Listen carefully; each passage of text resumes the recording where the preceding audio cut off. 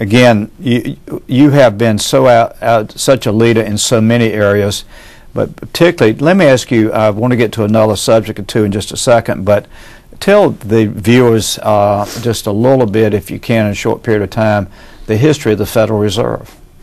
The Federal Reserve came into existence in 1913. There was a banking crisis in 1907. And people say, well, we were on a gold standard. Why did that happen? Well, because the gold standard wasn't always followed. There was a lot of inflation, which means to me a lot of credit is created excessively. There were national banks that created this credit, and there would be bank runs, but they were usually short-lived. And yet they used that as the excuse to say we have to have a lender of last resort, which means when there are bad investments, the taxpayers get bailed out because the government comes in, which is the taxpayers, and they bail out all the people. This is what's happening now. Just think of all this money that we've appropriated. We're bailing out the rich, and they're going away with huge bonuses, and the taxpayers are getting stuck. So that was the reason they came in. It was to be the lender of last resort, and they wanted a flexible currency. Well, no, the gold standard is not flexible. It's rather rigid. You just don't create money out of thin air. The gold standard holds people in check. So it was the purpose was to undermine the restraints placed on government, which was the gold standard, to allow government to print endlessly. That didn't happen immediately. You know, in the 30s when they got into trouble, then they confiscated the gold. And then after 44, they went to a dollar exchange standard. In 1971, there was no gold. And so this bubble that we have developed is the fact that the Federal Reserve over all those years got more and more power. My fear is that they're finally going to admit that this system doesn't work anymore, and that there's going to be, they've rejected the system, that they're going to go to an international system, something under the United Nations, under the IMF and the World Bank, because they want to internationalize all regulations. That means we lose the restraint of gold, we lose the restraints of free market, and we lose our sovereignty. This does not mean that we should be opposed to cooperating and trading and being friends with people. That is a voluntary internationalism, but what they're working for is international control through the finances, because the dollar standard is wiped out. That's what the message is today. From 71 until now, we've had just a dollar standard. We got to print the money, spend endlessly, live way beyond our means, and now we're suffering the consequences. So now I believe the plans are being laid that there will be an international paper standard, which means all the power is going to leave the United States and go to some international organization, which will make our subject to those standards. So far, we've sort of had benefits we didn't deserve. Because if we get to print the money, that's why we were able to afford to buy all this stuff from China, because paper money became our greatest exports. That's why our jobs, part of the reasons why our jobs left this country is because if you can print money, why work? If you're the counterfeiter of the world, you know, if you and I had the printing press, we wouldn't have to worry about our finances forever. And that's the way we were for a long time. This move to an international system, do you see that happening possibly happen in the next 5-6 years, or will it take longer if it continues to move forward? I think it'll be at least 5 years, but the standard we have today is in such bad shape that it might demand that something come out. They might just declare a worldwide emergency, because things aren't functioning very well right now, and everything was based on the dollar.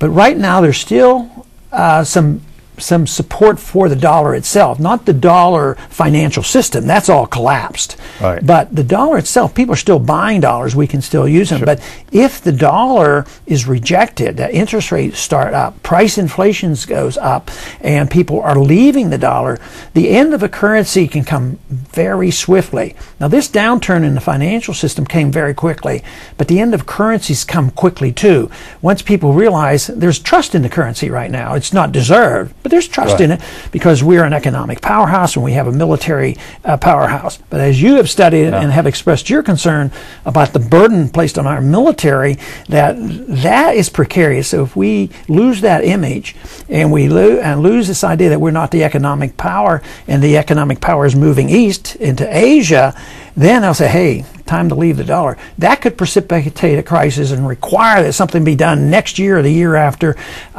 because the foundation has been eroded. And that could happen. My guess is it's not going to happen for 5 years or so. Dr. Paul, I wish we could talk for an hour because I'm always fascinated with your knowledge, and I appreciate it. I know the people watching the show do, and we've only got 3 or 4 more minutes. I want to very briefly, because you're on the International Relations Committee, I've got a concern, you have a concern about the President's recent announcement of 17,000 more troops going into Afghanistan. A large percentage of that are Marines from my district. We only have about 2 minutes. I'm going to give that full time to you to talk about your concern and my concern, but how your concern. Well, this is one issue that I really enjoy your support and cooperation, because we've talked and worked on so much, and you've been a leader in this. Matter of fact, it was through your motivation and desire to get a letter written, and you and I and others now, Republicans and Democrats, and you're a much harder worker than I am. You're willing to go and get people to come along with us. That's because you're the friendliest guy in Congress, and you're able to do this. But no, it's serious business, and our letter is telling Obama, just slow up, think about this. You indicated that you weren't going to do more warmongering, you were going to do less and think about bringing troops home.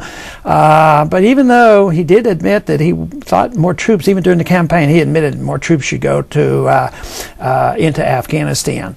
But our letter merely says stop and think about it before you do it, because of the ramifications, because of what might happen.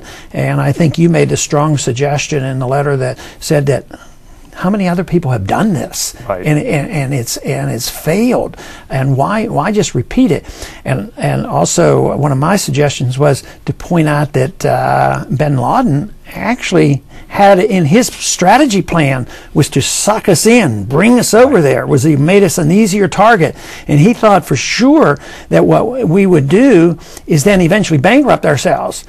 We used to be his ally when we were doing the same thing, bankrupting the Soviets. We brought them to their knees, and the old Mujahideen now becomes the Taliban, and he's allies with them, and we're doing exactly what, and sometimes we're our own worst enemies, you know, and this is the reason to me this is so important that we change policy. Of course, I take a rather strong opinion about that. I believe in a constitutional non-interventionist foreign policy. I think we should defend this country, and right now I think our troops, you point this out all the time, our troops are getting tired. There's less defense. We motivate people to want to come over here and kill us, and we are spending ourselves into bankruptcy. That is not the way to protect this country.